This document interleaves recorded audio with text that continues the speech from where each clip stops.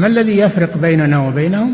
منهج السلف، لأن السلف هم الذين فهموا الكتاب والسنة وساروا عليهما، فنحن نتبع السلف الصالح. بسم الله والحمد لله والصلاة والسلام على رسول الله وعلى آله وصحبه ومن تبعهم بإحسان إلى يوم الدين أما بعد. السلام عليكم ورحمة الله وبركاته. الحمد لله. الله நடிகார்களே, துரூசுன் ஃபி சீரத்தின் நபவிய்யா, ரசூலுல்லாஹி ஸல்லல்லாஹு அலைஹி வஸல்லம் உத்தம நபியின் உன்னத வாழ்க்கை வரலாறு என்ற இந்த தொடர் வகுப்பிலே நாம் இருந்து கொண்டிருக்கிறோம். இன்று 7வது அமர்வு. சென்ற வாரம் நபிகளார் ஸல்லல்லாஹு அலைஹி வஸல்லம் அவர்களின் அன்பு மனைவி ஹதீஜா ரலியல்லாஹு அன்ஹா அவர்கள் யார், அவர்கள் யாருடைய மகள், எங்கிருந்து அவர்கள் வந்தார்கள், அல்லாஹ்வின் தூதருக்கும் அவர்களுக்கும் உரிய இணக்கம் என்ன, அவர்களுக்கும் அவர்கள் குடும்பத்தார்களுக்கும் மத்தியில் உள்ள அந்த வம்சாவளி எங்கு சேருகிறது என்ற அனைத்து விஷயங்களையும் நாம் சென்ற வகுப்புகளில் பார்த்தோம். அது மட்டுமல்ல, ஹதீஜா ரலியல்லாஹு அன்ஹா எவ்வளவு பெரிய ஒரு வியாபாரி, அவர்கள் பெண்ணாக இருந்தாலும் அந்த வியாபாரத்தில் எந்த அளவிற்கு இருந்தார்கள் என்ற இந்த விஷயங்களை எல்லாம் பார்த்தோம். அதேபோல் ஹதீஜா ரலியல்லாஹு அன்ஹா மார்க்கத்தில், இஸ்லாத்தில் எப்பேற்பட்ட ஒரு அந்தஸ்தை பெற்றிருக்கிறார்கள், எந்த அளவிற்கு கண்மணி நாயகம் ஸல்லல்லாஹு அலைஹி வஸல்லம் அவர்களை நேசித்திருக்கிறார்கள். ஒரு மனைவியை ஒரு கணவன் எப்படியெல்லாம் நேசிக்கலாம், எவ்வளவு விருப்பமானவராக அந்த மனைவி இருந்திருந்தால் இப்படி அந்த கணவன், அதுவும் அல்லாஹ்வின் தூதர் ஸல்லல்லாஹு அலைஹி வஸல்லம் அவர்கள் இவ்வாறு நேசம் கொண்டிருக்கிறார்கள் என்றால் எப்பேற்பட்ட ஒரு தியாகத்திற்கு சொந்தக்காரர்களாக இருக்க முடியும் ஹதீஜா ரலியல்லாஹு அன்ஹா, எப்பேற்பட்ட ஒரு சிறப்பிற்கு உரியவர்களாக இருக்க முடியும் என்பதை எல்லாம் தெளிவாக பார்த்தோம். அடுத்ததாக நபி அவர்களுடைய அந்த காலகட்டத்தை பார்த்தோம். ஸல்லல்லாஹு அலைஹி வஸல்லம் அவர்கள் நபியாக பிரகடனப்படுத்துவதற்கு முன்னால் அவர்கள் எந்த நிலையில் இருந்தார்கள், அல்லாஹ் அவர்களுக்கு எப்படிப்பட்ட நிலையிலே அல்லாஹ் சுப்ஹானஹு வ தஆலா நபியை தயார்படுத்தி கொண்டு வந்தான். ஏனெனில் ஏற்கனவே நாம் கூறினதை மறுபடியும் வரலாறை சீரா படிக்கும் பொழுது இந்த விஷயங்கள் எல்லாம் ஞாபகம் வைக்க வேண்டும். வரலாறு, நபிகளார் வரலாறு என்பது நபித்துவத்திற்கு முன் ஒரு 40 ஆண்டு இருக்கிறது. வரலாறு படிக்க வேண்டும் என்றால் உடனடியாக நபி அவர்களுடைய அந்த 40 கடந்ததற்கு பிறகு தெரிந்து கொள்வது மட்டுமல்ல வரலாறு. அதற்கு முன்னால் பெரும்பாலான வருட காலங்கள், 40 வருட காலங்கள் நபி ஸல்லல்லாஹு அலைஹி வஸல்லம் அவருடைய வாழ்க்கை, அவர்கள் சூழல் எப்படி இருந்தது என்பதையும் தெரிந்து கொள்ள வேண்டும். அவர்களுடைய அந்த அவர்கள் சுற்றுச்சூழல் எப்படி இருந்தது, அவர்களுடைய அந்த அரசியல் சூழல் எப்படி இருந்தது, மக்களின் நிலைப்பாடுகள் எப்படி இருந்தது என்ற அனைத்தையும் படிப்பதும் வரலாறு சீரா. ஏனெனில் நபி அவர்கள் அந்த காலகட்டத்தில் வாழ்ந்தார்கள் என்றால் இது குழந்தையாக வாழவில்லை. நபி அவர்கள் வாழ்ந்தார்களால் குழந்தையாக வாழவில்லை. தங்களுடைய வாழ்க்கையின் பெரும் பகுதிகளை நபித்துவத்திற்கு முன்னால் கழித்திருக்கிறார்கள் ஸல்லல்லாஹு அலைஹி வஸல்லம். தங்களுடைய 63 அகவை இந்த வயதில் முதல் 40 ஆண்டு காலம் நபித்துவத்திற்கு முன்னால், பின்பு 23 ஆண்டு காலம்தான் நபியாக. எனவே இந்த விஷயத்தை தெளிவாக கற்றுக்கொள்வதும் வரலாற்றில் மிக முக்கியமான விஷயம். அதில் நிறைய விஷயங்களை பார்த்தோம். ஏற்கனவே நாம் பார்த்தோம், இந்த ஹர்புல் ஃபிஜார் என்பது பார்த்தோம். அதே போல ஹில்ஃபுல் ஃபுதூல், ஹில்ஃபுல் முத்தய்யபீன், அதாவது உடன்படிக்கைகள், நல்லோர்களின் உடன்படிக்கை, அநீதிக்கு எதிராக திரண்டு எழுதப்பட்ட ஒரு உடன்படிக்கை. அந்த உடன்படிக்கையை நபி அவர்கள் எந்த அளவிற்கு புகழ்ந்தார்கள். ஒரு யமன் நாட்டு ஒரு வியாபாரியுடைய பொருள்களை மக்காவில் ஒருவர் பிடுங்கி வைத்திருந்ததினால், அவர் முறையிட்டதினால், அன்று மக்காவில் மிகவும் பேசப்பட்ட நல்ல மனிதராக அறியப்பட்ட அப்துல்லாஹ் இப்னு ஜுதான் என்ற அவருடைய வீட்டினில் இந்த உடன்படிக்கை அரங்கேறுகிறது. அப்துல்லாஹ் இப்னு ஜுதான் யார், அவரை பற்றின ஒரு சுவாரஸ்யமான விஷயங்கள் அனைத்தையும் நாம் இதற்கு முன்னால் அனைத்தையும் பார்த்தோம். அல்ஹம்துலில்லாஹ். மேலும் பார்த்தோம் அல்லாஹ்வின் அடியார்களே, அதாவது நபிகளார் ஸல்லல்லாஹு அலைஹி வஸல்லம், அதாவது குறைஷிகள் காபாவை நிர்மாணித்தது, குறைஷிகள் காபாவை அவர்கள் எந்த அளவிற்கு அவர்கள்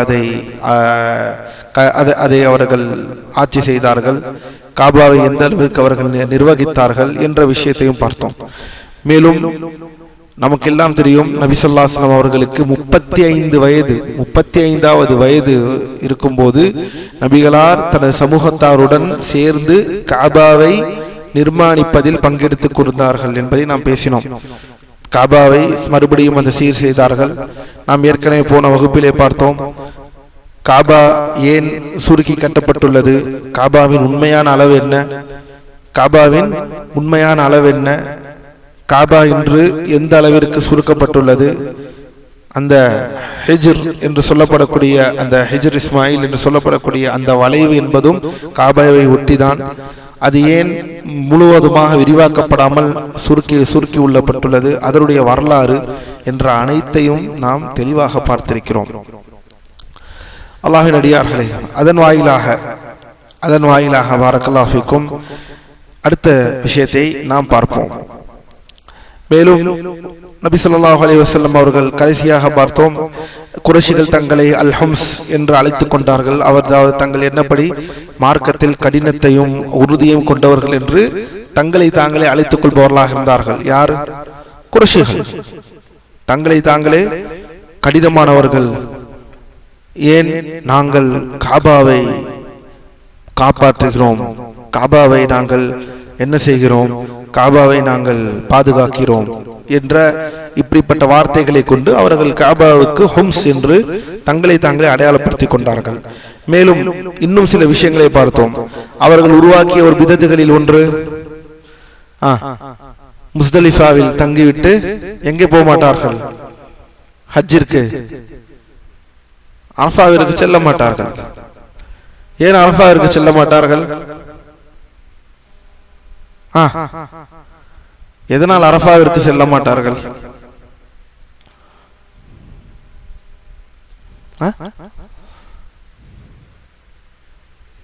எல்லாம் வெறும் கிளாஸ் அனுப்பிச்சுட்டு மறந்துட்டு வந்து உட்காந்தா எப்படி?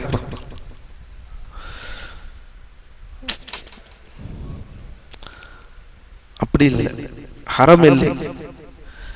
ஹரம் எல்லையை நாங்கள் தாண்ட மாட்டோம். எங்களுக்கு ஹரம், நாங்கள் ஹரத்தில் இருக்கிறோம். நாங்கள் ஏன் அரஃபாவிற்கு செல்ல வேண்டும்? கல்வி படிப்பது அல்லாஹ்வின் அடியார்களே வெறுமன ஒரு வாரம் அமர்ந்து அடுத்த வாரம் அப்படியே பள்ளியில் வந்து அமர்வதற்கு பெயர் அல்ல. கல்வி என்பது தொடர்ந்து படிப்பது. இது பயான் நிகழ்ச்சி அல்ல. இது பயான் நிகழ்ச்சி அல்ல. பயான் கலாச்சாரம் இல்லாமல் ஆக்கப்பட வேண்டும் நம் தமிழகத்தில். ஏனெனில் கல்வி விழிப்புணர்வு நம் நாட்டில் இல்லாமலே போய்விட்டது, இல்லாமலே ஆகிவிட்டது. அதாவது இந்த பூமியில் உங்களை நீங்களே பாழாக்கிக் கொள்ளாதீர்கள். வகுப்புகள் வருவதற்கு முன்னால் சென்ற வகுப்பில் நாம் எதை பார்த்தோம், சென்ற வகுப்பில் நாம் எதை பயின்றோம் என்பதையெல்லாம் தெரிந்து கொண்டு வருவதுதான் ஒரு மாணவனுடைய செயல், ஒரு மாணவனுக்குரிய செயல். அது மிகவும் அவசியம், அது மிகவும் அடிப்படை. எனவே பாடத்திற்கு வருவதற்கு முன்னால் பாரக்கல்லாஹு ஃபீக்கும் என்ன நாம் படித்தோம்? ஏனெனில் துனியாவில் மூழ்கிட்டு வருவீர்கள். 5 நாட்கள் வேலை, அது இது, அதுவும் இந்த நாட்டில் சொல்ல தேவையில்லை. அப்படித்தானே? இந்த நாட்டில் வெள்ளிக்கிழமை கூட நமக்கு ஒரு தனி நாளாக நம்மால் அடையாளப்படுத்திக் கொள்ள முடியாது. வெள்ளிக்கிழமையாக இருந்தாலும் வேலை செய்ய வேண்டும், வேலை செய்தால்தான் என்று இருக்க முடியும். சில பேர் வெறும் 10 நிமிடம் துருவதற்குத்தான் எங்களுக்கு நேரம் இருக்கிறது என்றெல்லாம் சொல்லால் கூட வெள்ளிக்கிழமை என்பதை வெள்ளிக்கிழமையாகவே மறக்கக்கூடிய சூழ்நிலை இருக்கக்கூடிய காலம் என்று. எனவே அல்லாஹ்வின் அடியார்களை, ஓடிக்கொண்டிருக்கக்கூடிய இந்த பூமியில் உங்களை நீங்கள் மூழ்கி கொள்ளாதீர்கள். சற்று நிதானமாக நின்று உங்களுடைய நேரங்களை அல்லாஹ்விற்காக செலவு செய்ய நீங்கள் முன்வர வேண்டும். பாடத்திற்கு வருவதற்கு முன்னால் நாம் என்ன பார்த்தோம் இதற்கு முன்னால் என்ற அந்த விஷயங்களை நாம் சற்று மீளாய்வு செய்தால் அடுத்ததாக வருவோம். பாரக்கல்லாஹு ஃபீக்கும். ஏற்கனவே இவர்கள் சொன்னார்கள் நாங்கள் ஹரமை விட்டு வெளியேற மாட்டோம். இதெல்லாம் குறைஷிகளிடம் இருந்த அந்த விதத்துகள். அது மட்டுமா? வேற என்ன பார்த்தோம்? நிர்வாணமாக காபாவை என்ன செய்வது? எங்களுடைய துணியை கட்டினால்தான் என்னது உங்களால் காபாவை தவாஃப் செய்ய முடியும். எங்கள் துணி உங்களுக்கு இல்லை என்றால் நிர்வாணமாகத்தான் நீங்கள் என்ன செய்ய முடியும்? காபாவை தவாஃப் செய்ய முடியும். இப்படியும் இருந்தாங்க. எல்லா வகையான வழிகேடுகளையும் வைத்துக் கொண்டிருந்தவர்கள் தான் அன்று. அல்லாஹ் நம்மை பாதுகாப்பானாக. இது எங்கு போய் முடிந்தது? நபி ஸல்லல்லாஹு அலைஹி வஸல்லம் அவர்கள் எவ்வாறு இருந்தார்கள் என்ற இந்த விஷயத்தை எவ்வாறு செய்தார்கள் என்ற அனைத்தையும் இதற்கு மாற்றமாக நடந்து கொண்டார்கள். நபி அவர்கள் இது அனைத்திற்கு மாற்றமாக நடந்து கொண்டார்கள். நாங்கள் முஸ்தலிஃபாவிலே தாண்ட மாட்டோம், முஸ்தலிஃபாவுக்குள் இருப்போம், அரஃபா வரமாட்டோம் என்று சொன்னார்கள். அந்த காலத்திலேயே நபி அவர்கள் என்ன செய்வார்கள்? அதாவது ஹஜ்ஜிற்கு முன்னதாகவே, அதாவது இஸ்லாத்துடைய ஹஜ் என்பதை நமக்கு பிரகடப்படுத்துவதற்கு முன்னாலே நபி அவர்கள் என்ன செய்வார்கள்? அரஃபாவிற்கு செல்வார்கள். இது ஒரு முக்கிய ஒரு விஷயத்தை நமக்கு இங்கு காட்டுகிறது. என்ன காட்டுகிறது என்றால், குறைஷிகள் எல்லாம் அரஃபாவிற்கு செல்ல மாட்டோம் என்று இருக்க நபி அவர்கள் அரஃபாவிற்கு சென்றார்கள் என்றால் இங்கு அடுத்த ஒரு கேள்வி வருகிறது. அந்த கேள்வியை ஒட்டி தான் நம்முடைய அடுத்த பாடங்கள். நபி அவர்கள் நபித்துவத்திற்கு முன்னால் அவர்களுடைய வாழ்க்கை, அவர்களின் ஒழுக்கம், முக்கியமாக அவர்களின் கொள்கை ஒழுக்கம் இதெல்லாம் எப்படி இருந்தது? நபி அவர்கள் நபித்துவமாக பிரகடனப்படுத்துவதற்கு பிறகுதான், நபியாக ஆனதற்கு பிறகுதான் அவர்கள் அந்த நபி என்ற அந்த அந்தஸ்தை பெற்றார்களா, அல்லது நபித்துவத்திற்கு முன்னதாகவே நபி அவர்களுக்குரிய அந்த எல்லா பண்புகளையும் பெற்றோர்களாகவே இருந்தார்களா? இந்த கேள்வி வரலாற்றில் மிக முக்கியமான ஒரு கேள்வி. இது வரலாறு படிக்கும் பொழுது இந்த விஷயத்தை அணுக வேண்டும். நபியை பாருங்கள். ஏனெனில் இது எதற்கு இந்த கேள்வி எங்கேருந்து வருகிறது? குறைஷிகள் நாங்கள் அரஃபாவிற்கு செல்ல மாட்டோம் என்று இருக்க நபி அவர்கள் எங்கே போறார்கள்? அரஃபாவிற்கு சென்றார்கள். பார்ப்போம் இன்ஷா அல்லாஹ். மேலும் அல்லாஹ்வின் அடியார்களே, பாரக்கல்லாஹு ஃபீக்கும்,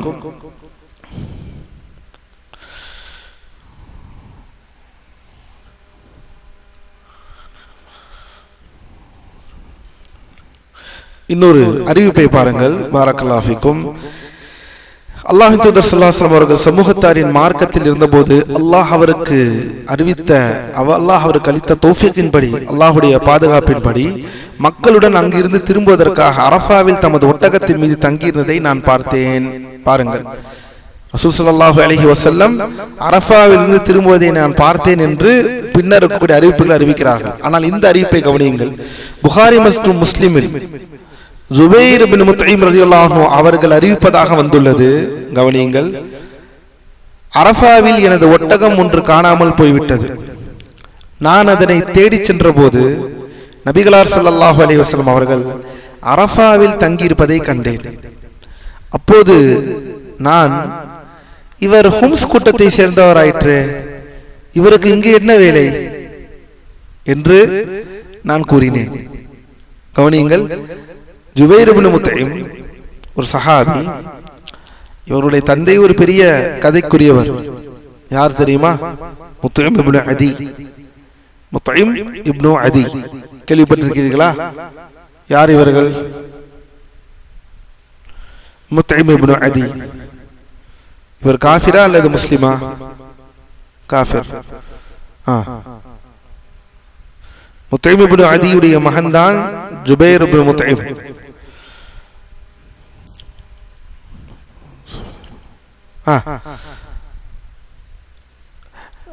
நபிகளார் ஸல்லல்லாஹு அலைஹி வஸல்லம் அவர்கள் மக்காவிற்குள் வரக்கூடாது என்ற உடன்படிக்கை அந்த குறைஷிகள் செய்த அந்த அட்டூழியங்களில் ஒன்றுதான் அல்லாஹ்வின் தூதர் மக்காவிற்குள் வரக்கூடாது என்று இருந்தது. முக்கியமாக தாயிஃப் நகரத்திற்கு போயிட்டு அல்லாஹ்வின் தூதர் ஸல்லல்லாஹு அலைஹி வஸல்லம் திரும்பி வரும்பொழுது அவர்களால் மக்காவிற்குள் நுழைய முடியவில்லை. அப்போது யாரினுடைய அரவணைப்பில் உள்ளே சென்றார்கள்? நபி ஸல்லல்லாஹு அலைஹி வஸல்லம் அவர்கள் யாருடைய அரவணைப்பில் உள்ளே சென்றார்கள்? இந்த முத்தைம் இப்னு அதி இவர்களுடைய அரவணைப்பில் தான் நபி ஸல்லல்லாஹு அலைஹி வஸல்லம் உள்ளே சென்றார்கள். என்னதான் ஆயினும் முஹம்மது என்பவர் நம்மை சேர்ந்தவர், அவரை யாரும் எதுவும் செய்யக்கூடாது என்று குறைஷிகளிடம் பகைமையை காட்டி அல்லாஹ்வின் தூதர் ஸல்லல்லாஹு அலைஹி வஸல்லம் அவர்களை மக்காவிற்குள் பாதுகாப்பாக உள்ளே அழைத்து சென்றதற்குரிய அந்த பங்கை பெற்றவர் இந்த முத்தைம் இப்னு அதி. இந்த நன்றியை நபி அவர்கள் மறக்கவில்லை. கஷ்ட காலத்தில் செய்த அந்த உதவியின் நன்றியை மறக்கவில்லை. எப்போது மறக்கவில்லை? பத்ரிலே போர்க்கைதிகள் பிடிக்கப்பட்டிருக்கும் பொழுது போர்க்கைதிகளை விடுவிப்பதை பற்றி ஆலோசித்துக் கொண்டிருக்கும் போது அப்போது நபி அவர்கள் கூறினார்கள், இப்போது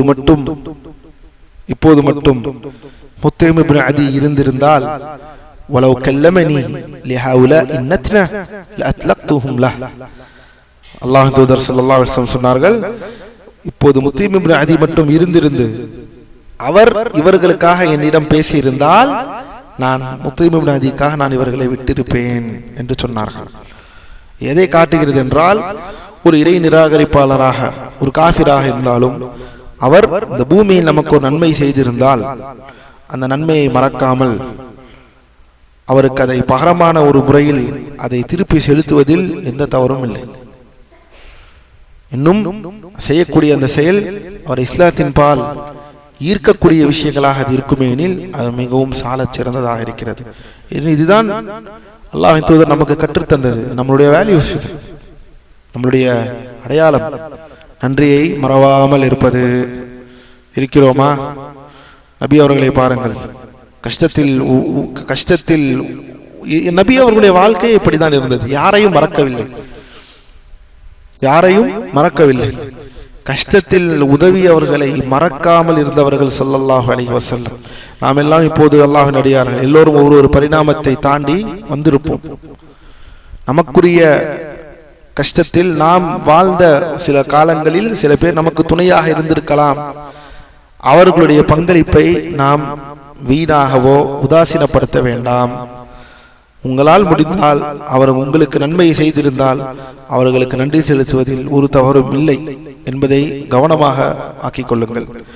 மேலும் பாருங்கள், அல்லாஹ்வின் அடியார்கள், இந்த பதிலை பாருங்கள். நான் அரஃபாவில் தங்கியிருப்பதை கண்டேன். யார் அவர்கள் சொல்கிறார்கள்? ஜுபைர் இப்னு முத்தைம். அப்போது நான் இவர் ஹும்ஸ் கூட்டத்தை சேர்ந்தவராயிற்று. இதெல்லாம் நபித்துவத்திற்கு முன்னால் நடக்கக்கூடிய விஷயங்கள். இவர் ஹும்ஸ் கூட்டத்தை சேர்ந்தவராயிற்று. அப்படி என்றால் என்ன?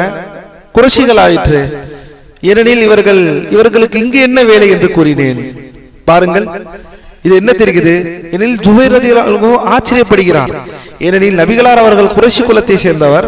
அப்படி இருந்தும் அவர் முஸ்தலிஃபாவில் தங்களது சமூகத்தார் தங்கிய இடத்திலே தங்காமல் அல்லாஹ் மனிதர்களுக்கு சட்டமாக்கி அரஃபா இடத்திலே ஜுபைர் இப்னு முத்தைம். மேலும் அல்லாஹ்வின் அடியார், இந்த வசனம் நான் ஏற்கனவே சொன்னேன், சூரா பக்ராவிலே வரும். சும்ம அஃபீது மின் ஹைது அஃபாதன் நாஸ். மேலும் பின்னர் மக்கள் திரும்பும் இடத்தில் இருந்தே நீங்களும் திரும்புங்கள் என்று அல்லாஹ் சொல்கிறான். அதாவது மக்கள் ஹைது அஃபாதன் நாஸ், மக்கள் இங்குதான் திரும்பினார்கள். குறைஷிகள் தான் பெருமை அடித்துக் கொண்டு நாங்கள் அரஃபாவிற்கு வரமாட்டோம், முஸ்தலிஃபாவில் இருந்து விடுவோம் என்று சொன்னார்கள். ஆனால் அல்லாஹ் குர்ஆனிலே இதை தெளிவாக சொல்கிறான். மின் ஹைசு அஃபாதன் நாஸ், காலமாக மக்கள் எங்கு சென்று திரும்புகிறார்களோ அங்கு சென்று திரும்புங்கள் என்று அல்லாஹ் சொல்கிறான். மின் ஹைசு அஃபாதன் நாஸ் என்றால் என்ன? மக்கள் எங்கு திரும்பினார்கள் என்றால் என்ன? இப்ராஹிம் அலைஹிஸ்ஸலாம் அவர்கள் காலத்தில் இருந்து வந்தது. மேலும் இது நபித்துவம் அருளப்படுவதற்கு முன்பே அல்லாஹ், கவனியுங்கள், இங்குதான் மிக முக்கியமான விஷயம். இந்த செயல்களை எல்லாம் நமக்கு காட்டக்கூடிய ஒரே ஒரு விஷயம், இது நபித்துவம் அருளப்படுவதற்கு முன்பே அல்லாஹ் தனது நபிக்கு வழங்கிய சிறப்பித்த காரியங்களில் ஒன்றாகும். இது அரஃபா முஸ்தலிஃபாவோடு நின்று கொள்ளாமல் அரஃபாவில் தங்கி அரஃபாவில் இருந்து திரும்பி வருவது. நபி அவர்கள் இந்த செயலை செய்தார்கள் ஸல்லல்லாஹு அலைஹி வஸல்லம்.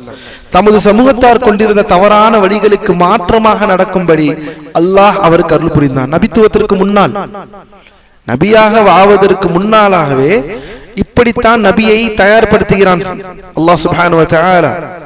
இதை முதலில் புரிந்து கொள்ள வேண்டும். ஏனெனில் இதோடு தான் ஒரு சில முக்கியமான விஷயங்களை நாம் பார்க்க இருக்கிறோம்.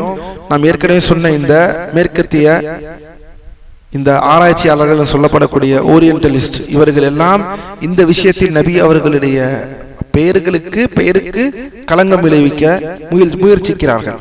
இதை ஷேக் அரஃபாத் அவர்கள் இப்போது பேசுவார்கள் இன்ஷா அல்லாஹ்.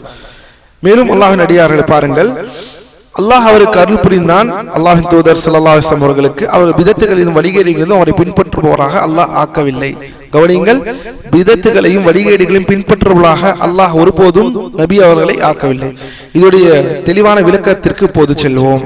நாம் நபித்துவம் அருளப்படுவதற்கு முன்பே நபிகளார் ஸல்லல்லாஹு அலைஹி வஸல்லம் அவர்கள் தமது சமூகத்திலேயே மிகச்சிறந்த மனிதாபிமானம் கொண்டவராகவும் அக்கறை கொண்டவராகவும் மிகச்சிறந்த நற்குணமுடையவராகவும் மிகச்சிறந்த பரம்பரையை கொண்டவராகவும் சிறந்த அண்டை வீட்டாராகவும் அதிக சகிப்புத்தன்மை கொண்டவராகவும் பேச்சில் மிகவும் உண்மையாளராகவும் அமானிதத்தில் மிகவும் சிறந்தவர்களாகவும் இருந்தார்கள் என்பதில் யாருக்கும் எந்த சந்தேகமும் இல்லை. இதை குறைஷிகளிடம் நீங்கள் கேட்டாலே அவர்கள் என்ன சொல்வார்கள்? ஆம் என்று சொல்வார்கள். இது முதல் அடிப்படை, முதல் ஆதாரம்.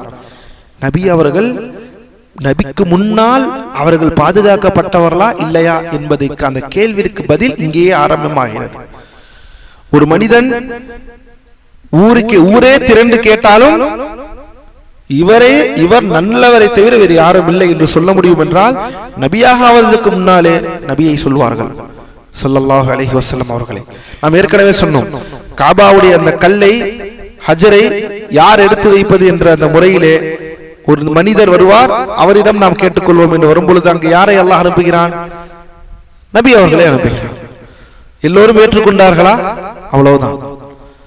இதெல்லாம் சாதாரண விஷயம் அல்ல. அல்லாஹ்வின் அடியார்களே, பொதுவான ஒருவரை எல்லோரும் ஏற்றுக்கொள்வது. இங்கு நாம் இருக்கக்கூடிய 10 பேரை பற்றி இங்கு பேசவில்லை. காலம் காலமாக குலப்பெருமையை பேசிக் கொண்டிருப்பவர்களை பற்றி பேசுகிறோம்.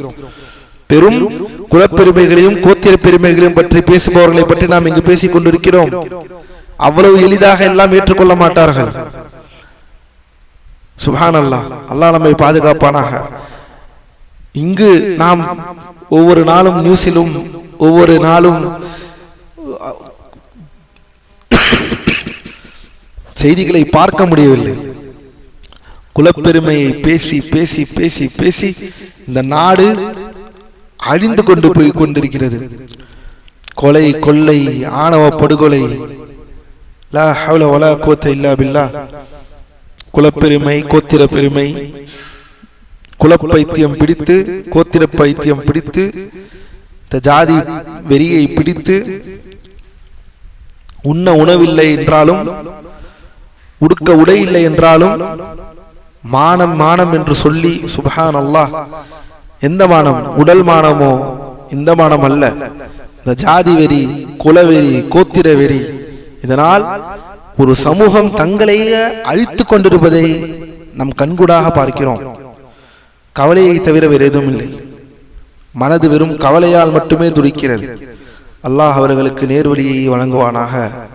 இந்த இஸ்லாத்தை அவர்கள் ஏற்றுக்கொள்வதன் மூலமாகவே அவர்களுக்கு இஸ்ஸத்தும் அவர்களுக்கு மதிப்பும் மரியாதையும் இருக்கிறது.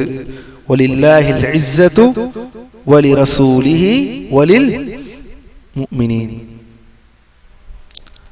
அல்லாஹ் நம்மை பாதுகாப்பானாக. மேலும் அல்லாஹ்வின் அடியார்களே, பாரக்கல்லாஹு ஃபீக்கும், இதுதான் உண்மை. நபி அவர்கள் எல்லா வகையான அந்த பண்புகளையும் முன்னதாகவே பெற்றிருந்தவர்களாகத்தான் இருந்தார்கள் ஸல்லல்லாஹு அலைஹி வஸல்லம். ஏதோ நபித்துவம் வந்ததற்கு பிறகுதான் நபி அவர்கள் நல்ல மனிதராக மாறினார். இப்போது நாம் எல்லாம் மனிதனாக இருக்கும்போது நமக்கு ஒரு கடந்த காலம் என்று இருக்கலாம். நாம் இதற்கு முன்னால் வேறு வாரியாக இருந்திருக்கலாம். பின்பு அல்லாஹ் நமக்கு நேர்வழியை வழங்கியிருப்பான். தௌபா செய்திருப்போம், அல்ஹம்துலில்லாஹ் என்று நாம் இஸ்திகாமத்துடைய வாழ்க்கையில் பயணித்திருப்போம். இப்படியா நபியின் வாழ்க்கை? அல்ல, ஒருபோதும் அல்ல. இதையும் அதையும், நம்முடைய வாழ்க்கையையும் நம்முடைய வாழ்க்கை மாறுதல்களையும் நபியின் வாழ்க்கை மாறுதல்களையும் ஒருபோதும் நாம் பார்க்கக்கூடாது, சேர்த்து வைத்து பார்க்கக்கூடாது. ஏனெனில் நபி அவர்களின் வாழ்க்கை 40 முன்னதாகவே இப்படிதான் இருந்தது. உண்மையாளராக, அமானியத்தை பேணுபவர்களாக இன்னும் நிறைய விஷயங்கள் வருகிறது. இப்னு இஸ்ஹாக் அவர்கள் சீராவில் கவனியுங்கள், அலி ரலியல்லாஹு அன்ஹு அவர்கள் வழியாக இன்னும் ஷேக் அரஃபாத் அவர்கள் சொல்கிறார்கள், பாருங்கள், பாரக்கல்லாஹு ஃபீக்கும், அவர்கள் சாதிகுல் அமீன், உண்மையாளர், நம்பிக்கைக்குரியவராக இருந்தார்கள் என்று மக்கள் அழைத்தார்கள். ஆம், நம்பிக்கைக்குரியவர், சாதிகுல் அமீன் என்று அழைத்தார்கள். அவர் அல்லாஹ்வின் தூதர் மானக்கேடான செயல்களை விட்டும் ஆண்களை அசுத்தப்படுத்தும் மற்றும் கண்ணியவான்களுக்கு குறையை ஏற்படுத்தக்கூடிய தீய குணங்களை விட்டும் தூரமாக இருந்தார்கள் ஸல்லல்லாஹு அலைஹி வஸல்லம்.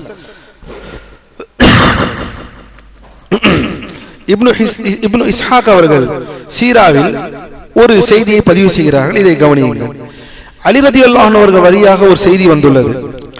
அறியாமை காலத்தில் மக்கள் செய்யும் எந்த ஒரு தீய காரியத்தையும் செய்ய நபிகளார் ஸல்லல்லாஹு அலைஹி வஸல்லம் அவர்கள் எண்ணினதில்லை, இருமுறையை தவிர. 2 வாட்டி இருமுறை. என்ன கவனியுங்கள். அலி ரலியல்லாஹு அன்ஹு அவர்கள் வழியாக ஒரு செய்தி வருகிறது. அறியாமை காலத்து மக்கள் ஜாஹிலியா காலத்து மக்கள் செய்யும் எந்த ஒரு தீய காரியத்தையும் செய்ய நபிகளார் ஸல்லல்லாஹு அலைஹி வஸல்லம் அவர்கள் எண்ணினதில்லை, 2 முறை தவிர என்று வருகிறது, ஒரு செய்தி வருகிறது. ஆனால் எந்த 2 முறையும் அந்த 2 முறையும் அல்லாஹ் அவர்களை பாதுகாத்தான்.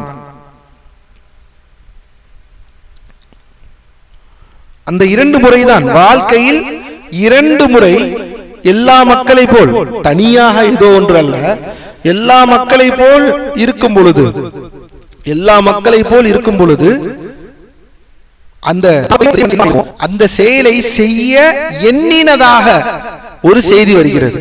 அதை 2 முறை தங்கள் வாழ்க்கையில் எண்ணியிருக்கிறார்கள் ஸல்லல்லாஹு அலைஹி வஸல்லம் என்று ஒரு செய்தி வருகிறது. ஆனால் அந்த 2 முறையும் அதை செய்தார்களா?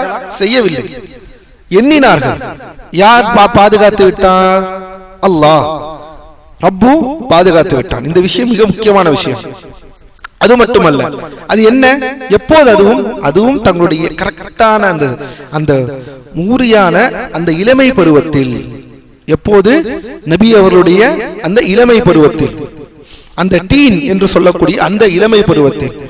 கவனியுங்கள். என்ன, பாட்டும் கேளிக்கையும் நடக்கும் ஒரு சபையில் நுழைய எண்ணிய போது, கவனியுங்கள், இது எப்போது? என்ன தவறது? உங்களுக்கு எல்லாம் தெரியும். குறைஷிகளிடையே இருந்த மிக முக்கியமான விஷயங்களில் ஒன்று என்ன? பாட்டு மற்றும் கேளிக்கைகள்.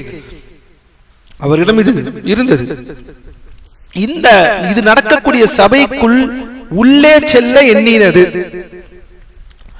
இந்த சபைக்குள் உள்ளே செல்ல எண்ணியது ஸல்லல்லாஹு அலைஹி வஸல்லம் தங்களுடைய இளமை பருவத்தில். இந்த செய்தி இப்னு இஸ்ஹாக் அவர்கள் மூலமாக பதிவு செய்யப்படுகிறது. ஆனால் அந்த செய்தி வருகிறது, எண்ணின ரசூலுல்லாஹி ஸல்லல்லாஹு அலைஹி வஸல்லம் அவர்களை தூக்கம் மிகைத்தது. அல்லாஹ் என்ன செய்கிறான்? தூக்கத்தை கொடுத்து நபி அவர்களை இந்த சபைக்கு செல்வதிலிருந்து பாதுகாத்து விட்டான். இதெல்லாம் எதை காட்டுகிறது?